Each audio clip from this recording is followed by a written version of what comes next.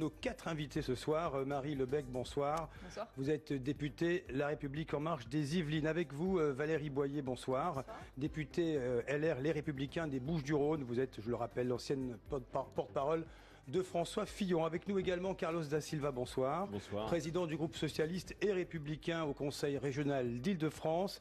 J'accueille également ce soir, bonsoir à vous, Adrien Quatennens. Bonsoir. Vous êtes député La France Insoumise du Nord. Et avec nous, Yael Gauze de France Info. Salut Yael. Bonsoir Jean-François. Vos réactions comme d'habitude sur Twitter, #TEP. Lever le pied, Édouard Philippe a bel et bien confirmé cet après-midi en clôture d'un conseil interministériel sur la sécurité routière l'abaissement à 80 km/h de la vitesse autorisée sur les routes secondaires, mesure contestée parfois qui concerne un réseau d'environ 400 000 km tout de même. On écoute le Premier ministre. Plus d'un accident mortel sur 2 se produit sur les 400 000 km de route du réseau secondaire, là où la circulation est à double sens, sans muret de séparation entre les deux voies. C'est donc là qu'il faut agir en priorité, là où plus de 1900 personnes ont perdu la vie l'an dernier. C'est pourquoi nous venons de décider d'y abaisser la vitesse maximale autorisée de 90 à 80 km/h. Allez, tour de table. Valérie Boyer, vous êtes d'accord avec la mesure, indiscutable ? Écoutez, sur le principe, c'est indiscutable. Maintenant, dans la réalité, qu'est-ce que c'est? Et on montre, d'ailleurs, Édouard Philippe le signale bien, on a une difficulté aujourd'hui sur l'aménagement des routes. Il le dit. C'est sur les routes à sens unique où il n'y a pas quelque chose au milieu, etc. Et aujourd'hui, il ne faudrait pas passer... pas confondre les discours et ce qui va se passer dans la réalité. Ces routes sont à charge des collectivités. On ne peut pas d'un côté baisser les budgets des collectivités, les laisser face au néant, avoir ces problèmes d'aménagement et de taxes et prendre ce type de mesures. C'est le premier sujet. Alors, le second sujet, c'est qu'il faut que ça s'accompagne d'un plan Parce que aussi... l'État va financer les panneaux. Hein. Oui, qui vont coûter une fortune, mais il faut aussi que ça s'accompagne d'un plan d'aménagement des routes. Ça, c'est le premier point. Le second point, ça va aussi multiplier les contentieux. Et aujourd'hui, avec un budget de la justice qui a été augmenté certes, mais qui est faible, avec le justiciable qui est de plus en plus éloigné de la justice compte tenu de l'encombrement des tribunaux. Donc vous êtes hostile. Ça aussi, vous êtes hostile. C'est pas le sujet. Le sujet, c'est que c'est facile de lancer des scuds comme ça. Maintenant, qu'est-ce qu'on fait concrètement pour que cette mesure soit mise en place pour sauver des vies? Qu'est-ce qu'on fait pour l'aménagement des routes? Comment on travaille avec les collectivités? Quel est le plan sur les routes les plus dangereuses? Ça, c'est le premier point. Le second point, qu'est-ce qu'on fait pour les problèmes de justice qui vont être liés justement à toutes ces mesures qui sont prises? Adrien Quatennens, votre regard sur cette mesure? Écoutez, à minima, l'intention est louable. C'est-à-dire que l'objectif d'avoir moins de morts sur les routes, ça, je pense que ça peut faire que consensus. Maintenant, sur la mesure qui est prise, il y a quand même quelque chose. Edouard Philippe a dit il n'y a pas d'intérêt financier derrière ça. Bon, moi j'observe qu'il n'y a quand même pas de politique globale, en tout cas en matière de sécurité routière, et que ce n'est pas simplement en baissant de 10 km/h la vitesse sur les routes secondaires qu'on va avoir un effet très important. D'ailleurs, il y a des pays où ça s'est fait, une baisse de 90 à 80, et on n'observe pas que les accidents baissent de manière significative. Par ailleurs, je serais intéressé quand même de voir le lien éventuel qu'il peut y avoir avec le fait qu'il y a quelques semaines ait été externalisé et privatisé les recouvrements et notamment les contrôles de sécurité routière. J'observe que ça se fait dans un temps qui est quand même assez court. Cela dit, je le dis, l'intention est louable. Maintenant, attention aussi à une chose, c'est que ça a été dit, mais il y a la question des infrastructures routières, et il y a aussi et surtout la question du développement des transports en commun. Le rail a considérablement reculé. Et puis, excusez-moi d'amener un peu de politique sur le sujet, mais les accidents de la route sont aussi un fait inégalement répartis socialement. Oui. On sait par exemple que les ouvriers sont 2 à 2,5 fois plus touchés que les cadres parce que les véhicules sont mieux équipés et aussi parce que ils sont plus exposés parfois par des trajets de travail. Il faut une politique globale en matière de sécurité routière. Il y a un effet de communication aussi que je comprends. L'intention est bonne, mais on ne peut pas croire qu'on va régler tous les problèmes en baissant de 10 km/h la vitesse sur les routes. Puis il y a les aménagements périurbains. Carlos da Silva, là-dessus. Moi, d'abord, il faut se souvenir d'où l'on vient.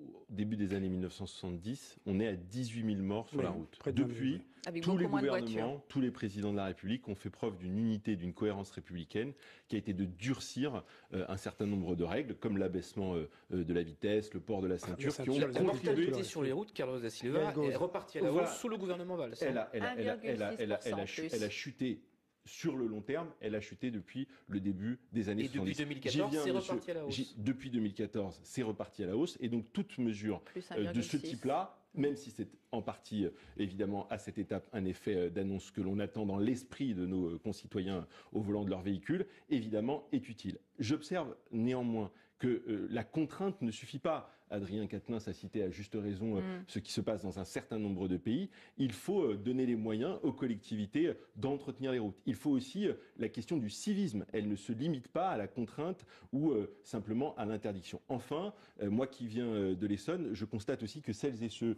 qui prennent leur véhicule au quotidien sont celles et ceux qui souvent n'ont pas d'autre choix que de prendre leur véhicule au quotidien. Je pense aux ouvriers, mais aussi aux artisans, par exemple, qui n'ont pas d'autres possibilités. Et donc, si on travaille sur la question de l'aménagement routier, sur la question du civisme, et que l'on fait ce qu'annonce aujourd'hui le Premier ministre, je pense qu'on sera plus complet et plus efficace. Marie Lebec, vous avez la difficile tâche de terminer ce tour de table. Alors ? Non, mais bon, l'objectif est tout à fait louable, c'est faire baisser le nombre de morts sur la route. Je pense qu'autour de la table, on est unanime sur ce point. Par contre, je ne sais pas, j'ai l'impression que vous n'avez pas été au bout du déroulé, puisqu'il n'est pas seulement de dire on baisse la vitesse de 10 km/h. Il y a aussi des mesures effectivement liées à l'éducation des plus jeunes, aussi dans l'usage, dans la protection des deux roues, le recours au vélo, le permis de rouler, le savoir rouler. Il y a également les télétests, il y a des mesures, je l'avais évoqué hier. Le portable sévèrement sanctionné. L'éthylotest, la lutte contre les stupéfiants, effectivement l'usage. Et puis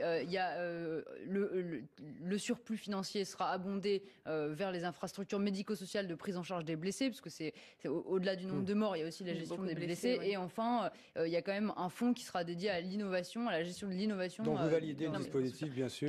C'est une politique complète, donc effectivement, si je paie une amende, je donne de l'argent pour aider les accidentés de la route. C'est ça l'idée, hein ? Exactement. Oui, mais excusez-moi. Dernier mot. Il n'y a rien sur l'aménagement, il n'y a rien sur les territoires, il n'y a rien sur les collectivités. Or, c'est aux collectivités qu'incombe la charge de l'aménagement de ces routes.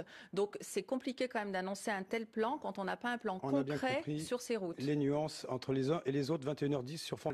Les syndicats s'y sont opposés. Vous allez entendre successivement pour en débattre. Éric Foucault, le DG délégué, le directeur général délégué de l'ancienne de Prêt-à-Porter, et Valérie Pringuez, secrétaire CGT au comité d'établissement. C'était hier au siège de Villeneuve-d'Ascq. L'avantage de ce dispositif, c'est que c'est beaucoup plus rapide à mettre en œuvre. Ça nous permet de gagner du temps et donc d'être plus rapidement organisés pour répondre au mieux aux attentes des clients. Et puis ça nous permet également de pouvoir réembaucher très vite. Si, comme on le pense, les résultats de la société vont se redresser très vite. D'une rupture conventionnelle prise comme ça, on ne connaît pas comment ça fonctionne. On se dit des magasins vont fermer, ça toucherait 170 salariés sur toute la France, 166. Il y en aurait 83 qu'on ne peut pas le replacer. Et on nous parle de volontariat, alors que concrètement, on annonce aux salariés ne pourront pas être classés. Ce n'est pas des ruptures conventionnelles collectives. C'est un plan de sauvegarde de l'emploi caché. Voilà, Marie Lebec, donc projet abandonné ce soir. Commentaire, après tout, ça devait libérer le travail, cette réforme du Code du travail, ces ordonnances, et apparemment, ça ne marche pas. Non, je crois qu'on est tout à fait dans ce qui était souhaité par le gouvernement, c'est-à-dire on s'inspire du modèle de la rupture conventionnelle qu'on peut avoir. Pour vous, c'est un succès, ça ? Non, c'est un succès dans la mesure où les entreprises s'emparent de ce qui a été décidé dans les ordonnances et qui est applicable depuis la fin de l'année 2017. Oui, mais tant que les syndicats, sont majoritaires et bloquent, c'est caduc. Oui, mais peut-être que chez Pinky, actuellement, ça bloque et donc ça ne se prêtait pas. Mais l'idée, c'est déjà de ramener la négociation entre l'entreprise et les syndicats majoritaires, de définir une liste de critères selon lesquels la rupture conventionnelle collective s'applique. Et c'est ce qu'on veut faire depuis le début, c'est-à-dire le dialogue entre l'entreprise et les syndicats. Donc la ministre du Travail, Muriel Pénicaud, dit que c'est moins traumatisant comme mode de rupture qu'un plan social. Vous êtes d'accord ? Je pense que c'est une bonne mesure puisque elle résulte d'une discussion entre les syndicats qui ont un vrai levier d'action, qui définissent les critères selon lesquels la rupture conventionnelle va s'appliquer. Adrien Quatennens, c'est une victoire des syndicats. Après tout, ça a échoué dans la rue et dans les négociations du temps des ordonnances. Mais là, apparemment, puisqu'ils ont la possibilité de s'y opposer, ça peut ne pas marcher. Non, parce que de toute façon, même si les règles de la RCC et la rupture conventionnelle collective sont différentes des règles du PSE, c'est-à-dire en termes notamment de justification économique et de contraintes pour l'employeur, la réalité sociale derrière va pas changer. C'est que visiblement, ça ne va quand même pas pérenniser l'emploi. Non, il y a un effet gueule de bois finalement pour celles et ceux qui auraient cru à à l'ivresse de la libération des énergies promise par Macron et Madame Pénicaud. Parce qu'en réalité, on voit bien que s'il y a des énergies qui sont libérées, elles ne sont pas propulsives pour l'emploi. Là, il s'agit de continuer ce qui a été fait depuis assez longtemps, c'est-à-dire faciliter les licenciements. Ça a commencé en 1986. Souvenez-vous qu'avant ça, il fallait une autorisation administrative pour licencier, puis successivement, et M. Macron poursuit l'œuvre de ses prédécesseurs de ce point de vue, on a permis de faciliter les licenciements et on a demandé moins de justifications aux employeurs. Et de ce point de vue d'ailleurs, la brèche avait été ouverte avec la loi El Khomri dans le quinquennat précédent. Donc en tout cas, on voit bien qu'en termes d'objectifs, de facilitation, pour fluidifier le marché ou pour faciliter l'emploi, ça n'est pas le cas. D'ailleurs, il faut quand même noter quelques chiffres parce qu'avant qu'elle soit collective, la rupture conventionnelle s'appliquait déjà à titre individuel. Et on voit bien dans les faits, j'ai les chiffres sous les yeux, qu'elle tend petit à petit à remplacer le licenciement. Entre 2009 et 2015, on est passé de 192 000 à 358 000 ruptures conventionnelles. Donc elles ont fait un vrai bond. Et les licenciements, dans le même temps, eux, ont chuté. Pour autant, la réalité sociale demeure la même, c'est que des gens se retrouvent à l'extérieur de l'emploi. Donc on voit bien que c'est finalement une vieille lune, et même 30% des salariés qui ont été concernés par une rupture conventionnelle individuelle disent qu'ils l'ont fait sous la contrainte. Carlos da Silva, on va en termes d'emploi, il y a bien d'autres solutions à faire. En tout cas, les énergies qui sont libérées ne sont certes pas positives. Carlos da Silva, des ordonnances pour rien ou pas? Non, des ordonnances où l'on voit au fond la politique hémiplégique d'Emmanuel Macron par rapport à ce qu'il avait promis. Moi, je suis pour la flexi-sécurité. Je l'étais pendant 5 ans. Je n'ai pas changé d'avis aujourd'hui. Mais la flexi-sécurité, ça dit ce que ça veut dire. C'est-à-dire qu'il y a une flexibilité parce que moi, je crois non pas forcément au système capitaliste, mais je crois qu'effectivement, il y a une nécessité de la flexibilité des investissements et de l'adaptation de l'outil de production. Mais il faut des sécurités pour les employés, il faut des sécurités pour les salariés. Et ce que promettait Emmanuel Macron, c'est-à-dire de marcher sur ses deux jambes, ça n'est évidemment pas le cas. Et on voit là qu'il se heurte, au fond, au fait qu'il n'a pas tenu la promesse qui était la sienne d'aller vers ce point. Alors je vois d'ici Yael Gauss qui va m'interroger sur la loi de travail précédente. Mais moi, j'ai appartenu à une majorité qui faisait et la loi de travail d'un côté et le compte pénibilité de l'autre. Voilà. Et donc c'est ça, c'est une question d'équilibre. Comment à la fois on permet à ceux qui investissent, ceux qui ont du capital et qui veulent créer de l'emploi, de pouvoir investir au fond un peu comme bon leur semble, et comment de l'autre côté on permet aux salariés de se protéger, d'être protégés et notamment d'être formés. Et là, on voit bien qu'il y a un gouvernement qui marche sur une seule jambe, la jambe droite. Vous avez quand même sacrément ouvert la brèche. Lors du quinquennat précédent. C'est une intervention d'Adrien Quatennens. On ne vous a pas entendu là-dessus, Valérie Boyer. Moi, je trouve que là, c'est l'illustration, encore une, des demi-mesures d'Emmanuel Macron. C'est-à-dire qu'on a un texte qui ne va pas assez loin. Et surtout, aujourd'hui, comment faire pour que les salariés de ce groupe Pinky, puisque c'est ce groupe qui était pris en exemple, puissent avoir confiance? On voit bien que des magasins ferment, on voit bien que ces femmes sont licenciées et qu'elles n'ont pas espoir de retrouver du travail. Il faut faire ce que nous proposons, c'est-à-dire abaisser les charges beaucoup plus sur certains salaires, en tout cas pour des emplois difficiles, par exemple pour les seniors ou pour des jeunes chômeurs, et puis faire en sorte que ces charges elles ne soient pas un frein à l'emploi, parce qu'aujourd'hui qu'est-ce qu'on constate, c'est que malgré la reprise économique partout, nos chiffres du chômage restent toujours catastrophiques et que non seulement la courbe dont on espérait l'inversion dans le mandat précédent, eh bien aujourd'hui ça ne marche pas. En tout cas, ça ne marche pas encore. Moi, j'espère pour la France que ça va marcher. Mais pour l'instant, comment voulez-vous que de tels plans marchent alors que la situation de l'emploi, elle est toujours aussi catastrophique. Et on est à la traîne des pays européens. Marie-Lebec, répondez. On agit sur les deux leviers. Monsieur Quatennens, je ne doute pas que nous ne soyons pas d'accord, puisque je me rappelle de l'énergie que vous avez mis dans votre position contre les ordonnances. Mais moi, je suis pas d'accord avec vous, parce que justement, c'est la preuve que le dialogue social marche. À la fois, c'est la preuve que la réforme marche, parce que là, on parle de Pinky, mais on voit que PSA propose une RCC en parallèle. Par ailleurs, quand vous dites que ça ne marche pas, je trouve que c'est justement la force des syndicats de dire à la fois c'est sur la base du volontariat. Vous savez bien que si on propose un RCC de 100, qu'il y a finalement seulement 80 salariés qui sont d'accord, il y aura seulement 80 salariés qui bénéficieront de la RCC. Et par ailleurs, si les syndicats qui représentent majoritairement les employés n'obtiennent pas les accords qu'ils souhaitent, la RCC est abandonnée pour éventuellement aller vers un autre type de dispositif. Donc ça marche, c'est la remise mais c'est une dialogue RCC social au cœur de l'entreprise. Par ailleurs, Oui, mais ça veut dire que vous pouvez trouver un accord. C'est la transformation du RP sans plan de sauvegarde. Vous débattez avec les syndicats en amont, vous proposez des solutions et vous faites sur la base du volontariat. C'est pas une nouveauté le débat dans l'entreprise. Oui, mais sauf que il y a 30 000 ruptures conventionnelles en France, donc c'est pas une nouveauté. Je veux dire, là encore. Oui, mais c'est individuel. Là, on parle de rupture conventionnelle collective. Non, mais j'ai bien compris. Mais quand même, aujourd'hui, ça bloque parce qu'il n'y a pas d'espoir pour ces personnes de retrouver du travail. C'est parce que le marché de l'emploi est totalement en calamité. J'allais répondre à votre interrogation, Madame Boyer. On peut baisser effectivement les charges, mais je vous rappelle quand même qu'on baisse l'impôt sur les sociétés, on met des mesures en faveur de l'investissement des entreprises. Donc il y a un certain nombre de mesures qui sont prises. C'est peut-être pas la baisse des charges qui font retour. Toujours, on est encore une fois à la moitié du chemin. Bon, vous n'êtes pas d'accord, c'est comme ça, c'est la vie politique. 21h20 sur France Info, le retour de l'info avec vous, Diane Ferchini. Adrien Quatennens veut dire un mot, mais faites court. Hein. Oui, non, mais juste pour répondre à l'interpellation sur les ordonnances. Moi, je pense qu'ici, autour de la table, on partage tous cette idée qu'il y a un problème avec le chômage en France et qu'il faut y remédier. Sauf que vous prenez, de mon point de vue, le problème du chômage par le mauvais bout. Le problème de l'emploi en France, c'est qu'il y a une situation de pénurie réelle. Les chiffres de Pôle emploi sont clairs. 99% des offres trouvent preneur. Le vrai problème que nous avons, c'est un problème de création de l'emploi. Vous le savez comme moi, 86% des embauches se font en contrat court. 92%, c'est des contrats de moins de 6 mois. Si vous voulez, la question de la flexibilité et de la compétitivité n'est pas le bon bout. La question, c'est de relancer l'activité.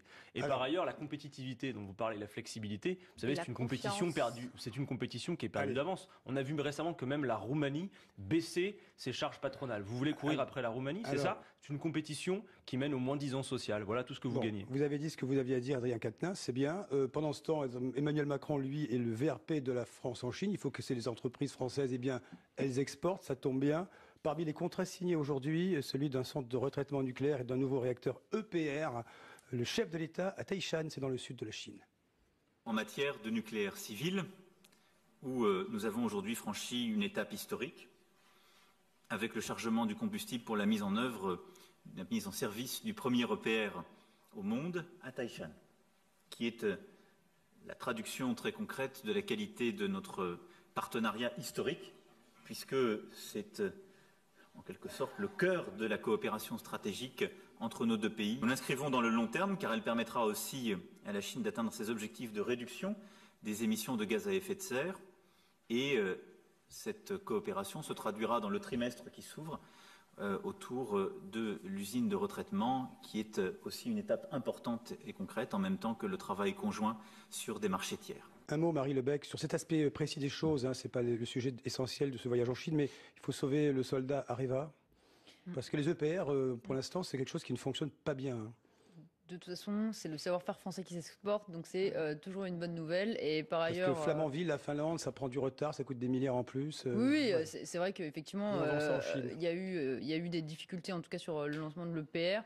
Sur le nucléaire, c'est une excellente nouvelle. C'est une filière aussi sur laquelle la France est performante. Et le traitement des déchets du nucléaire, c'est aussi le deuxième volet. Et ça montre bien qu'au-delà de la filière nucléaire, on est capable de gérer les déchets en France. Et elle goes. Il y avait la question aussi des droits de l'homme qui était posée dans ce voyage en Chine. Alors, ce qu'on dit à l'Élysée, c'est que ça a été traité en privé. Emmanuel Macron, je vous le cite, lorsqu'il était interrogé par les journalistes, c'est dans un dialogue respectueux des différences et dans une diplomatie efficace et amicale qu'on obtient des rapprochements des résultats, beaucoup plus que dans une diplomatie de l'igiaphone et de la provocation. Est-ce que les uns les autres, vous estimez qu'il a posé suffisamment la question, le débat des droits de l'homme, Tibet, Ouïghours, droit des journalistes aussi sur place? Force est de constater qu'Emmanuel Macron a du talent. Il sait utiliser la faiblesse des États-Unis avec Trump, les difficultés des Britanniques avec le Brexit ou les difficultés temporaires de la chancelière allemande à former un gouvernement. Et que donc il a un sens du timing pour la réelle politique et aller là où il faut aller pour faire en sorte que les entreprises françaises exportent. Donc évidemment, si on se place d'un simple point de vue comptable, on ne peut que le féliciter. Néanmoins, je suis ceux qui pensent, et je crois que les Français pensent, que la France a d'autres messages à envoyer que celui du développement économique. Il n'a pas été à la hauteur dans ce voyage, pas à la hauteur dans ce voyage. De ce point de vue-là, c'est comme le débat précédent. Il est hémiplégique. C'est-à-dire qu'il fait une partie du travail, bravo, et tant mieux, mais sur l'autre partie, c'est-à-dire le pays des droits de l'homme, eh bien, il n'est pas au rendez-vous. Et c'est là aussi, je pense, pour celles et ceux qui l'ont désigné, en tout cas au premier tour, une véritable déception. Valérie Boyer, déçue aussi ? Moi, franchement, après le voyage d'Erdogan en France, qu'est-ce que vous voulez qu'on attende d'un voyage en Chine sur les droits de l'homme ? Pourquoi il ne faut pas parler à Erdogan ? Non, c'est pas ce que j'ai dit. Mais comment aujourd'hui on discute avec un président sans parler, par exemple, de Chypre ? C'est pas rien, Chypre, c'est un pays de l'Union européenne qui est occupé pour moitié depuis 1974. Alors on dit qu'on aime l'Europe, Monsieur Macron passe pour quelqu'un qui est un europhile. Tous ses prédécesseurs ont fait ça s'appelle de la réelle politique. Enfin, mais à un moment donné, faire venir Monsieur Erdogan, ne pas évoquer la question de Chypre, ne pas évoquer la question des droits de l'homme, laisser la presse être molestée de cette façon avec des journalistes qui sont menacés. Il a évoqué de manière beaucoup plus cash lorsque Erdogan est venu à Paris. Ça a été évoqué beaucoup plus cash et publiquement, puisqu'il a évoqué l'université de Galatasaray, qui aujourd'hui, dont les étudiants, dont l'équipe dirigeante aujourd'hui font l'objet de répression de la part du pouvoir en place. Ça a été dit. Il y a eu des propositions, il y a eu des mesures concrètes, il y a eu une réaction à la façon dont les choses se sont passées. On a évoqué le cas de Chypre. Je veux dire, comment aujourd'hui voulez-vous qu'un président de la République, qui nous dit l'Europe, c'est formidable, reçoit le président de la Turquie et que la question de Chypre ne soit pas évoquée ? Alors, comment on peut imaginer que la question des droits de l'homme soit évoquée alors que c'est M. Macron qui va en Chine pour faire le VRP de la France ? Nous allons poursuivre dans un instant cet échange. La France insoumise du Nord et l'excellent Yael Gauze. Et voilà donc Stéphane Le Foll, c'est le sujet suivant, candidat pour prendre la tête du Parti Socialiste, un de plus. Ce n'est pas vraiment une surprise. Nous sommes peut-être déjà dans une bataille de leadership au sein du PS. Voici la mise en garde de Rachid Temal, coordinateur du PS, sénateur du Val d'Oise. Il était votre invité, Yael Gauze, dans l'indispensable interview J-1 sur France Info. Moi, je vous dis, à Julien, à Stéphane, à Olivier, il y a beaucoup d'autres. Olivier Faure, pour les sous-titres. Olivier Faure, il y a d'autres. Qui préside le groupe Nouvelle Gauche à l'Assemblée. Tout à fait, qui préside. Rassemblons-nous. Ou alors, expliquons en quoi nous avons des vraies différences. Mais l'instant est trop important. Donc il faut à un moment donné maintenant avancer et faire en sorte que le Parti socialiste, qui était tombé à terre au moment des élections présidentielles législatives, qui commence à se relever, puisse apporter encore une fois, présenter sa vision aux Français et aux Français. Je leur dis qu'encore une fois, je sais qu'ils sont attachés au Parti socialiste, ils sont attachés à son avenir, et donc faisons en sorte d'être tous responsables pour faire en sorte que cela puisse être possible. Carlos da Silva, j'ai envie de vous poser une question. Le PS a perdu la plupart de ses ténors, un très grand nombre du moins. Les deux finalistes, Hamon et Valls, sont ailleurs. Solferino est vendu. Vous savez que les cabines téléphoniques même vont disparaître en France. À quoi ça sert de dire rassemblons-nous ? Et après tout, il y a une compétition qui court. Non, mais ce que dit Rachid Temal, le coordinateur du PS, est juste. Le Parti socialiste, il a eu pendant 4 décennies une mission historique importante. À la fois la capacité de rassembler des gens qui contestaient, mais qui voulaient mettre les mains dans le cambouis, comme on dit, pour gouverner et changer concrètement les choses. Et moi, je suis de ceux qui sont durs avec le Parti socialiste, parce que sur le plan comportemental, nous n'avons pas été à la hauteur dans le dernier quinquennat. Et honnêtement, on peut... d'abord, on devrait commencer par, au fond, présenter des excuses aux Français pour le comportement qui a été le nôtre collectivement. François Hollande devrait s'excuser pour son quinquennat. Oui, mais François Hollande, ses premiers ministres, les dirigeants du Parti socialiste, on a donné le sentiment d'un énorme bazar. Et pour autant, la politique qui a été menée, moi je continue de la défendre. Le problème, c'est que le bazar, il a l'air de continuer. Néanmoins, aujourd'hui, au Parti socialiste restent des gens jeunes et moins jeunes, des militants qui ont envie de porter à la fois leur colère et en même temps de se dire qu'avec ces colères, on peut concrètement changer le monde. Laissez-moi, je vais au bout, Yael Gauze. Et donc moi, la moquerie dont vous faites part, et je respecte le rôle acide, l'humour et le vôtre tout particulièrement des journalistes, et je crois assez injuste sur l'envie qu'ont les socialistes, ceux qu'on ne voit pas nécessairement à la télé, ceux qui ne déclarent pas leur candidature, de construire une gauche moderne, capable à la fois de s'indigner, mais également de gouverner. Donc vous êtes d'accord que quand vous entendez Julien Drey imaginer sa candidature, Stéphane Le Foll être candidat, c'est retour vers le futur ? Moi j'ai du respect pour Stéphane Le Foll, Julien Drey, qui ont participé à la formation de générations de militants et qui ont été capables d'aider. Mais vous voulez... Voilà, je veux... évidemment, je veux qu'un certain nombre de personnalités pour qui j'ai du respect, parfois de l'amitié, s'en aillent. Non, ne s'en aillent pas, mais passent au second rang et soient capables de propulser, donc, comme d'autres formations politiques, politiques, un nouveau visage. Au premier rang, des gens, des femmes, des hommes plus jeunes qui ont des idées nouvelles et qui sont capables de les incarner différemment. Olivier Faure. Mais nous verrons bien. Non, mais vous pouvez moi, dire ce soir, parce que c'est parti, la course à la candidature est Ce que j'attends, c'est la capacité de constituer une équipe nouvelle. Adrien Quatennens, vous qui êtes à la France, chez la France Insoumise, il y a des discussions possibles avec le Parti Socialiste tel qu'il est aujourd'hui? Non, mais des discussions possibles, fort heureusement, il y en a, et par-delà les espaces des alliances politiques. Possibles. Mais en fait, si vous voulez, le problème, c'est que le Parti Socialiste, bon, là, il y a l'effet, le vieux phénix essaye de renaître de ses cendres, mais le gros problème qu'on a, d'ailleurs, ça se voit à l'Assemblée nationale, c'est que le vote qui vous situe à l'Assemblée nationale pour savoir si vous êtes dans l'opposition ou dans la majorité, c'est le vote de la confiance au gouvernement. Et au moment du vote de confiance, nous, France Insoumise, nous disons aux collègues socialistes, si vous vous positionnez clairement comme étant dans l'opposition, bien évidemment, alors ça va même de soi, on peut discuter. Le vote a lieu, qu'est-ce qui se passe? Certains votent pour la confiance, d'autres contre, d'autres même ne savent pas pour qui voter. Donc le Parti socialiste manque cruellement de clarté. Et par ailleurs, à l'extérieur même de l'hémicycle et de l'Assemblée nationale, le grand problème, c'est que enlisé dans les renoncements, les trahisons du précédent quinquennat, moi j'observe, j'ai encore lu dans le JDD récemment les dernières publications, je trouve qu'il y a une pauvreté abyssale sur le fond au Parti socialiste aujourd'hui, sur le fond des idées, il n'est plus présent, mais c'est ce que je pense. Il y a eu des gens talentueux là-dedans, sans doute il y en a encore, mais je trouve qu'il est embourbé en essayant de refaire ce qui a déjà été fait. On le voit. Ce qui nous est donné à voir, c'est la guerre des chefs qui redémarre. Jean-François, Stéphane Le Foll, il y a une faute originelle dans son parcours. S'il veut prendre la tête du PS, c'est qu'il a été élu député avec les voix d'En Marche. Il y a peut-être un petit problème. Il avait déclaré au lendemain de son élection, j'ai participé à la victoire d'Emmanuel Macron et je voudrais faciliter même sa réussite. Donc, pour vouloir prendre le leadership d'un parti d'opposition quand on dit qu'on veut faciliter la réussite de la majorité, c'est déjà plutôt mal barré. Mais je comprends la France Insoumise qui voudrait nous faire tomber dans une caricature. Moi, je l'ai fait tout à l'heure. Moi, je pense que les Françaises et les Français sont un peuple éduqué, intelligent et capable de distinguer les choses. Il y a dans le gouvernement en place, il y a dans ce qui est mené par Emmanuel Macron des choses qui sont positives. Je l'ai dit tout à l'heure sur la réelle politique, notamment sur la capacité à signer des contrats pour créer des emplois en France. Donc il faut le dire, il faut être clair. Moi je ne crois pas à l'opposition stérile. Je crois que les Françaises et les Français sont intelligents. Le sujet, là où je rejoins Adrien Quatennens, c'est qu'il faut être en mesure d'attirer à nouveau sur un projet de société. Moi je ne crois absolument pas à la France insoumise capable de réunir une majorité de Françaises et de Français.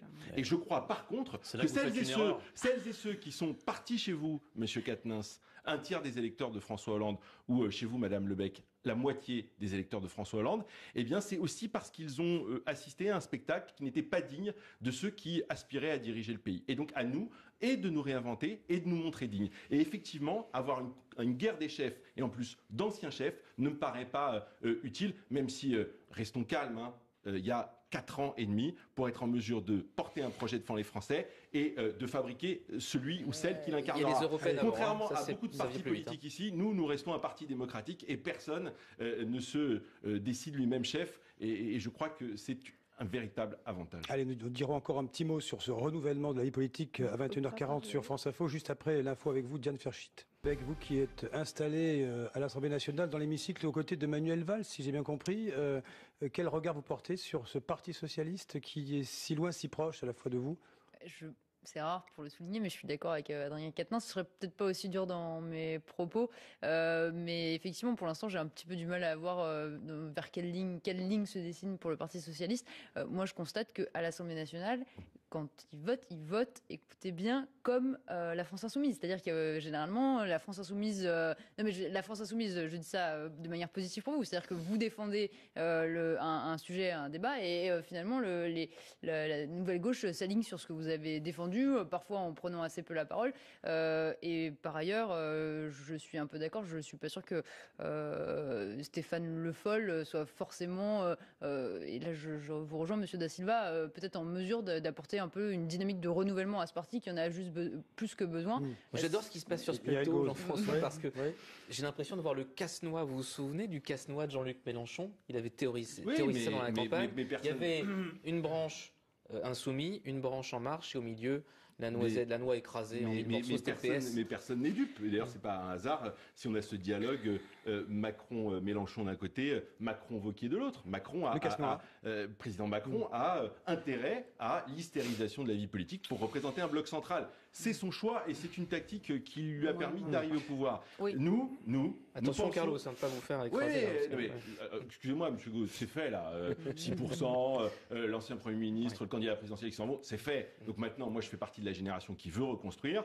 Nous avons 4 ans et demi pour le faire. Il y aura des rendez-vous électoraux. Chaque chose en son temps. On est déterminés. Tant qu'on ne rassemblera pas dans la même formation ceux qui sont en colère et ceux qui veulent concrètement transformer les choses à gauche, nous n'y parviendrons pas. Et moi je crois que de ce point de vue-là, on le voit avec Macron, ça ne marche pas cet hémiplégique. Et avec la France insoumise, ça ne risque pas de marcher parce qu'ils n'arriveront jamais à avoir la majorité. Alors, un petit mot. Moi, je me réjouis d'une chose, en tout cas, avec cette candidature, c'est qu'il y a un parti démocratique en France où il y a des élections, où il y a un débat, où ça se passe de façon transparente. Alors que le parti présidentiel, c'est une espèce de grosse machine. C'est vrai, vous levez la main, Marie. On lève la main. On lève la main. Ou pire encore, à l'Assemblée ou à l'Assemblée nationale, je le rappelle, Madame Lebec n'a pas le droit, article 16 du règlement En Marche, de co-signer des amendements qui sont proposés par d'autres partis. Vous levez la main pour voter. Et quand il y a un patron, Christophe Castaner, il nomme un porte-parole, dans les 24 heures, il saute. Voilà. C'est pas facile. Donc ça, c'est la bonne chose. En revanche, c'est vrai que pour le renouvellement de la vie politique, moi, je peux me réjouir aussi qu'aux Républicains, malgré l'année absolument abominable que nous avons passée en 2017, nous avons eu des élections qui se sont impeccablement déroulées et avec un leader. Les Français ont envie de partis avec des leaders. Nous, Républicains, on gagne des adhérents avec Laurent Wauquiez. Et n'en déplaise à M. Macron et à ses amis, nous formons, enfin moi j'appartiens à une vraie formation d'opposition. Et quant à M. Le Foll, je ne vois pas trop où est le renouvellement, parce qu'il est un petit peu dans en même temps, il soutenait Macron et en même temps, il va être dans l'opposition. Est-ce que le Parti socialiste, incarné par M. Le Foll, est une courroie de transmission de En Marche ? C'est l'avis du parti d'en face. Adrien Quatennens, encore un mot là-dessus. Mais Emmanuel Macron, en fait, de ce point de vue, procède aussi à une véritable clarification de la vie politique. C'est pas que la stratégie du casse-toi, c'est qu'en fait, du coup, ce qui se produit, c'est que vous avez des gens qui étaient séparés par des étiquettes, mais dont le contenu idéologique est séparé peut-être de l'épaisseur à peine d'une feuille de papier à cigarette, qui se retrouvent dans ce qu'incarne Emmanuel Macron. C'est d'ailleurs pas un hasard si on a M. Dussopt sur les bancs du PS qui finit ensuite sur les bancs des ministres. Bon. Après, moi, par contre, là où je voudrais dire à M. Da Silva qu'il se trompe, et je pense que c'est une véritable erreur dans la manière dont vous avez analysé ce qu'est la France insoumise. C'est que, bien sûr, notre rôle d'opposant, nous le jouons, et nous le jouons clairement, ce qui est un peu moins le cas des députés de votre parti, si vous me le permettez. Mais souffrez que nous soyons aussi la première force de proposition. Nous menons des propositions. Nous avons un programme clair, nous avons fait des amendements dans l'extrême majorité, ce sont des amendements de proposition, nous avons développé un contre-budget. Nous sommes aujourd'hui l'opposition et demain, nous serons l'alternative. Je vais répondre rapide. Moi, je n'ai jamais considéré, M. Quatennens, que la France insoumise était un parti de gauche. Je connais mieux que vous, je pense, Jean-Luc Mélenchon, et je sais le peu d'affection qu'il a pour la démocratie, ne serait-ce qu'interne. Donc le jour où M. Mélenchon peu d'intérêt pour la démocratie, concourir à une élection en se disant de gauche. Pour l'instant, mais qu'est-ce que vous mettez en cause, Monsieur Da Silva? Qu'est-ce que vous mettez en cause? Qu'est-ce que vous mettez en cause? Je mets en cause la capacité vous êtes de Jean-Luc complètement caricatural parce que je la mets, monsieur. Mais comme vous n'avez aucun argument, j'ai un argument très simple. Comme vous n'avez aucun argument, pour nous contester sur le vote, chacun à son tour. Mais vous ne faites que ça. Chacun à son tour. Des guerres de chefferie, des guerres de chefferie. La différence, mais il y a de la démocratie au sein de la France insoumise. Nous avons établi un programme tous ensemble. La différence entre vous et nous, c'est que nous savons quelle est notre ligne et nous avons une proposition alternative. Je ne suis pas sûr que les auditeurs de France Info arrivent à faire le tri entre vos arguments. Pour nos auditeurs, Marie Lebec, En Marche, sourit, jubile de vous voir. Elle se dit qu'il y en a pour 10 ans peut-être d'Emmanuel Macron, non? Je sais pas. Oh non. Non. Vous dites quoi, Marie Lebec? On verra, on travaille pour ce quinquennat. En attendant, Manuel Valls, puisqu'on parlait de lui, donne une leçon de laïcité à Emmanuel Macron. Le chef de l'État, selon des propos rapportés en marge de la cérémonie de vœux aux représentants du culte, a utilisé l'expression radicalisation de la laïcité, voulant mettre en garde ceux qui l'appliqueraient de manière un peu trop intolérante. Je vous propose d'écouter, pas d'accord, Manuel Valls ce matin avec Patrick Cohen sur Europe 1. Je ne comprends pas. Partager ce point de vue de l'ancien Premier ministre, est-ce qu'il y a un islam radical, une laïcité qui est souvent d'ailleurs mise à mal, mais qui ne se radicalise pas? Je crois qu'aujourd'hui, on a un président de la République qui est un petit peu flou sur le sujet. Je pense qu'il serait temps qu'il sorte de l'ambiguïté. Si c'est possible de le faire sur un sujet, ce serait bien que ce soit celui-ci. Ce que je constate, c'est que aujourd'hui, être laïque, en tout cas c'est mon point de vue, c'est pas être amnésique non plus. C'est de se souvenir d'où on vient. Et aujourd'hui, on n'a jamais autant parlé de laïcité parce qu'on a de grosses difficultés vis-à-vis d'un ennemi qui menace la laïcité. Cet ennemi qui nous a déclaré la guerre, c'est l'islam radical. Et c'est là-dessus que nous avons de grosses difficultés. C'est le sujet principal. C'est ce sujet de la radicalisation qui s'invite dans le débat. Et moi, je ne vois pas en quoi... en fait, c'est quand même incroyable aujourd'hui que la laïcité existe dans des pays de matrice chrétienne. C'est comme ça que ça a été inventé. C'est uniquement dans ces pays-là que la libre pensée, en tout cas, a pu s'exprimer. Et aujourd'hui, dire qu'on a une laïcité radicale, ça me semble... s'approprier des mots, et ça n'a pas grand sens. Aujourd'hui, moi, j'aimerais bien que le président de la République, il ait une position un petit peu plus claire sur ce sujet. Interpellation d'Emmanuel Macron. Marie Lebec, rapidement, parce qu'on va... Vous savez quoi, on va attendre le rappel des titres de Diane Ferchy, parce qu'il y a beaucoup à dire sur ce sujet qui, voilà, si la Corée du Nord et la Corée du Sud commencent par s'entendre, vous pourrez peut-être vous parler à gauche, ça va peut-être exister, messieurs. On se parle.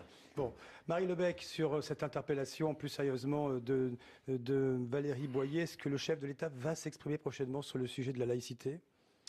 Alors en termes de calendrier spécifiquement sur la laïcité, je ne sais pas, le débat existe en interne au sein du groupe La République En Marche et donc ça fait vivre. Moi, sur ce sujet-là, je comprends la position de Manuel Valls dans le sens où je pense qu'il faut... en tout cas, l'enjeu pour notre pays, c'est de réaffirmer que nous sommes dans une république laïque. Et moi, je suis toujours très inquiète, très embêtée par un petit peu la montée des revendications communautaires, quelles qu'elles soient, sous n'importe quelle forme qu'elles soient. C'est vrai que je pense qu'il faut rappeler qu'avant d'être musulman, catholique, juif, orthodoxe, vous êtes français. Et c'est vrai que ça me pose un petit peu problème parce qu'on a tendance à faire des spécificités au sein de la République alors que nous sommes une république laïque. Carlotta Silva, peut-être avec vous, Manuel Valls a raison d'être sévère, d'être ferme sur ces questions qui sont intangibles, qui sont le fondement de la République française. Vous savez, j'ai de nombreux désaccords avec Manuel Valls depuis... je le sais bien. Depuis l'année dernière. Mais sur la laïcité, il dit ce qu'il faut dire. Il n'est pas ferme, il n'est pas je ne sais quel qualificatif, il dit ce qu'il faut dire. C'est-à-dire pas ce que dit Madame Boyer, qui dit que au fond, c'est les catholiques. Non, Madame Boyer, revoyez votre histoire. C'est les républicains qui ont inventé la laïcité pour la séparer, pour séparer la religion de l'État. La séparation du sacré et vos amis, un certain nombre de la droite dite républicaine utilisent la laïcité contre une seule et unique religion qui est l'islam. Vous avez dit juste avant les titres, Valérie Boyer, vous avez dit la démocratie était consubstantielle au christianisme. C'est pas ce que j'ai dit. Oui, c'est ce qu'on a tous entendu. Alors je peux répéter si vous voulez. On a des difficultés d'audition, mais la réalité, c'est que moi je ne sais pas si Emmanuel Macron, président de la République, a dit qu'il y avait une radicalisation de la laïcité. Je ne l'espère pas. En tout cas, je ne l'espère pas, parce que même si je n'attends pas qu'il s'exprime, il est quand même le garant de nos institutions. Et l'affaire est sérieuse. L'affaire est extrêmement sérieuse. Et il y a, dans un grand nombre de partis politiques, et puisque M. Quatennens vantait à l'instant l'unité de son groupe, et je ne lui en tiens pas grief à lui-même, il a dans son groupe une députée, par exemple, qui porte des positions plus qu'ambiguës sur la question de la laïcité. Si, M. Quatennens, en étant proche d'un parti qui s'appelle les Indigènes de la République, je ne parle pas de vous-même. Écoutez, on peut... Non, mais je vais vous répondre. Allez-y, M. Da Silva. Allez-y. Bon, donc, là-dessus, Manuel Valls a raison, et je souhaiterais que nous soyons dans le camp républicain. Quel député dans le camp républicain, bien plus nombreux que cela à le dire. Alors, moi, je vais faire deux choses. D'abord, réagir, parce que j'allais commencer par dire que j'étais d'accord avec ce que vous veniez de signifier sur la définition tronquée, effectivement, selon moi aussi, de Mme Boyer, de la laïcité. C'est tout le problème qu'on a d'ailleurs avec la laïcité, parce qu'en fait, on utilise la laïcité à des fins qui ne sont pas les fins essentielles de ce qu'elle est. La laïcité, c'est pas chacun sa définition, c'est assez clair, c'est un pilier de la République, et ça définit un certain nombre de droits inaliénables pour tous les Français, y compris les étrangers. La liberté de conscience et de culte l'égalité des citoyens dans tous les domaines et sans discrimination. C'est ça aussi la laïcité, Madame Boyer. Oui. Et également, je partage. Et également la séparation stricte du politique et du religieux. Premier point.